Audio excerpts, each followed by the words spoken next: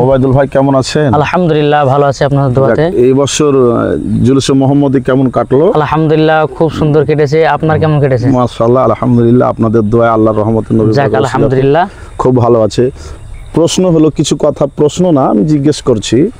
আজকাল আমরা বিভিন্ন জায়গায় প্রোগ্রামে যাই, আপনিও যান আমিও যাই। তো জশ্নে ঈদে মিলাদুন নবী সম্পর্কে কিছু মানুষের গায়ে অ্যালার্জি ধরে। আচ্ছা আচ্ছা। জুলুস করা নিয়ে, আচ্ছা, খিচুড়ি বিতরণ নিয়ে বা তোফা নিয়ে বিভিন্ন দিক নিয়ে কিছু মানুষের শরীরে জ্বালা করে। এই বিষয়ে আপনি একটু বললে আমাদের একটু ভালো হয় এবং জাতি জানতে পারে, বুঝতে পারে যে জশ্নে ঈদে মিলাদুন নবী করলে ফায়দা কি বা উপকার কি বা ফায়দা আছে না নাই, এই বিষয়ে আপনি একটু ক্লিয়ার করুন। আচ্ছা ইনশাআল্লাহ। এই যে আমরা জশ্নে ঈদে মিলাদুন নবী পালন করলাম, আলহামদুলিল্লাহ খুব সুন্দর লাগলো। আর এটা নবীর জামানা থেকে আছে যে কিছু কিছু মানুষ আছে যে মানুষের পেছে লাগা। তো কিছু কিছু মানুষ আছে জশ্নে ঈদে মিলাদুন নবী পালন করে না, তাদের গায়ে চুলকানি ওঠে। সে বিষয়ে আমি একটা দলিল দেব যে একজন ওয়াহাবি আমার সঙ্গে বিতর্কে লেগেছিল যে নবীজি জিন্দা আছে বলে জশ্নে ঈদে মিলাদুন নবী তোমরা পালন করছো, কিন্তু নবীর মৃত্যুবার্ষিকী কেন পালন নাই? তো আমি তাকে উদাহরণ দিয়েছিলাম, তাকে প্রমাণ দিয়েছিলাম যে নবী মুর্দা নয়, তিনি হচ্ছে জিন্দা। তিনার আপন কবরে তিনি এখনো জিন্দা আছে। তিনি এখনো ইয়া রাব্বি হাবিল উম্মতি বলে উম্মতের জন্য কান্না করছেন। নবী মরেন নাই, তার জন্য আমরা মৃত্যুবার্ষিক পালন করি না। নবী জিন্দা আছে বলে আমরা জশ্নে ঈদে মিলাদুন নবী পালন করি। যেরকম আল্লাহ পাক আল্লাহ তাআলা পবিত্র কোরআনের মধ্যে ঘোষণা করে দিয়েছেন, আন-নাবিয়্যু আওলা বিল মুমিনিনা মিন আনফুসিহিম, প্রত্যেকটা মুমিনের আত্মার চাইতে নবী আমার নিকটে আছেন, নফসের চাইতে। হ্যাঁ, তো প্রত্যেকটা মুমিনের আত্মার চাইতে যদি নবী আমার নিকটে থাকে, তাহলে এই জায়গাতে বোঝা যাচ্ছে নবী আমার জিন্দা আছে। জি জি জি, জিন্দা আছেন, সুবহানাল্লাহ সুবহানাল্লাহ। তার জন্য আমরা জশ্নে ঈদে মিলাদুন নবী মানাই। আর যেরকম আমরা জশ্নে ঈদে মিলাদুন নবীতে আমরা পতাকা নিয়ে, ঝান্ডা নিয়ে আমরা জুলুস বের করি, তারপর আপনার বিরিয়ানি, পোলাও, নতুন পোশাক, এগুলো আমরা পালন করি। বেরাদর ইসলাম, আপনাদের কাছে একটাই প্রশ্ন যে জশ্নে ঈদে মিলাদুন নবীতে একজন কাফের খুশি মানিয়েছিল। কিরকম? নবীর চাচা আবু লাহাব, সে কি করেছিল যে নবীর আগমনের কথা শুনে তার বান্দিকে, তার গোলামকে আজাদ করে দিয়েছিল। তাই আজাদ করে দেওয়ার কারণে আল্লাহ পাক আল্লাহ তাআলা এই 12 রবিউল আউয়ালে জশ্নে ঈদে মিলাদুন নবীতে এই আবু লাহাবের কবরে একদিন তার কবরে আযাবটা বন্ধ থাকে। জি জি, হ্যাঁ, তাহলে এখানে হ্যাঁ ওটা হচ্ছে সোমবার দিন।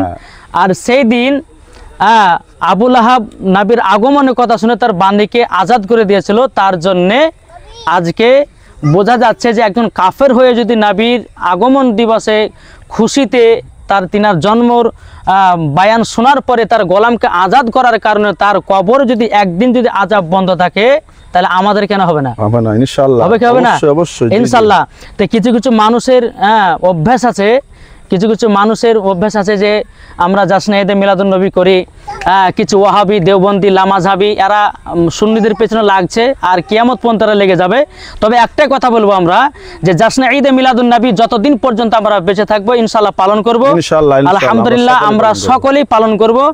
আর মরা পর্যন্ত এই জশ্নে ঈদে মিলাদুন নবী আরো বাড়তে থাকবে আলহামদুলিল্লাহ।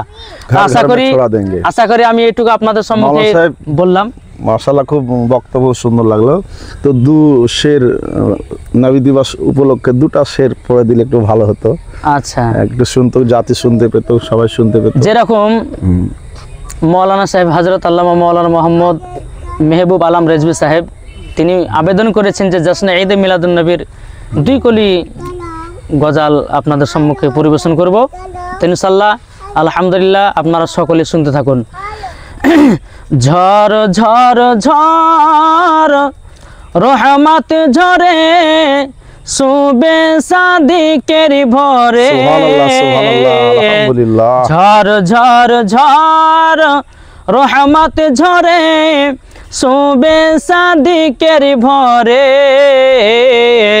বলছে ওরে কবুতর এলো খোদার পয়গম্বর মা আমিনার ঘরে। সুবহানাল্লাহ। বলছে ওরে কবুতর এলো খোদার পয়গম্বর মা আমিনার ঘরে, যার চেহারাতে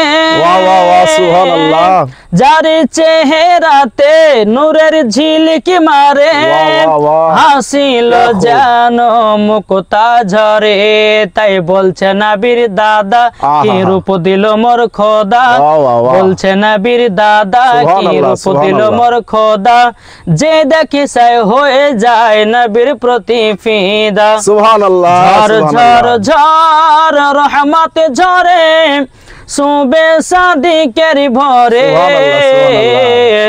বলছে ওরে কবুতর এলো খোদার পয়গম্বর মা আমিনারি ঘরে। সুবহানাল্লাহ, সুবহানাল্লাহ, সুবহানাল্লাহ, বেরাদার সুবহানাল্লাহ। ইসলাম। সুবহানাল্লাহ। ওই সেটটা আরেকবার শুনে দেন হযরত। কোনটা?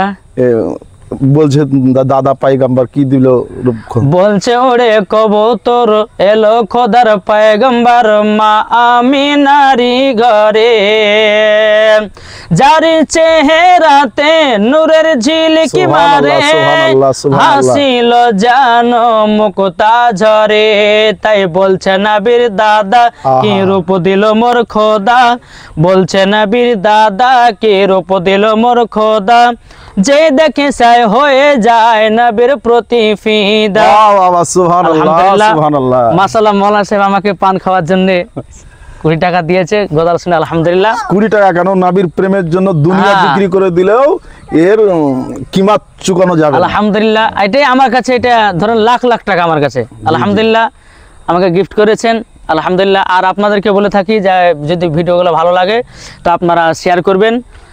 সুন্নি ভিডিও, আপনারা সকলে সুন্নি ভিডিওর প্রতি আপনারা লক্ষ্য রাখবেন, যার তার ভিডিও দেখে ইমান আকীদা নষ্ট করবেন না। মাসলাকে আলা হযরতের পাবন্দী হয়ে থাকবেন, জি, জি, জি। আলহামদুলিল্লাহ, মরার পরে জান্নাত হবেন।